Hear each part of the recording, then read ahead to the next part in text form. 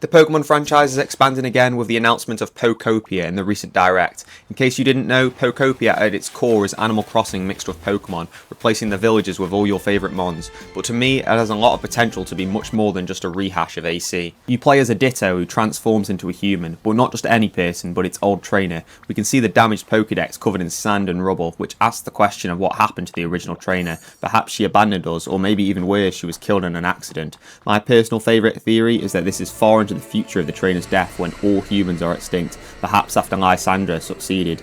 Having finally escaped its old Pokeball, us, the Ditto, sets off to do its old master proud by creating a good home for all the local Pokemon. Regardless of which it is, it's clear that they're going to go for a more darker, more serious backstory this game. Onto the gameplay now. We seem to live in a forest/plains on the coast. As we meet new Pokemon, Ditto can use their moves to help terraform the land. For example, using Bulbasaur's leafage to, you guessed it, create grass.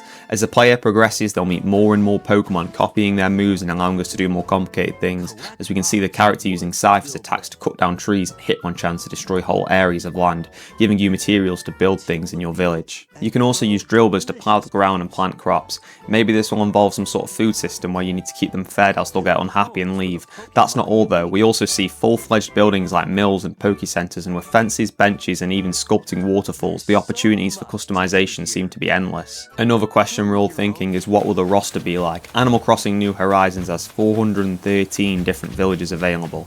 If each Pokemon has a different ability, then there is absolutely no chance we'll get anywhere near that many. However, if they split them down into groups of types where all grass learn leafage and all ground learn dig, etc., then it's certainly doable, but maybe only certain Pokemon will have usable abilities. In the trailer we see an abundance of different mons, showing at least one from each generation except for Alola and Galar. I would imagine there'll be a star system where as you improve your village and it increases ratings, the rarer Pokemon can move in, perhaps even legendaries. I think it's very unlikely since it seems to just be a chill game, but I really do hope they had a combat system.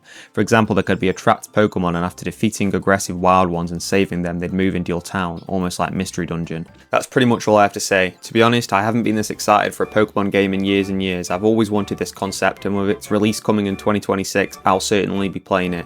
What about you? Let me know in the comments, and of course don't forget to do the usual YouTube like and subscribe rubbish. Thank you and goodbye.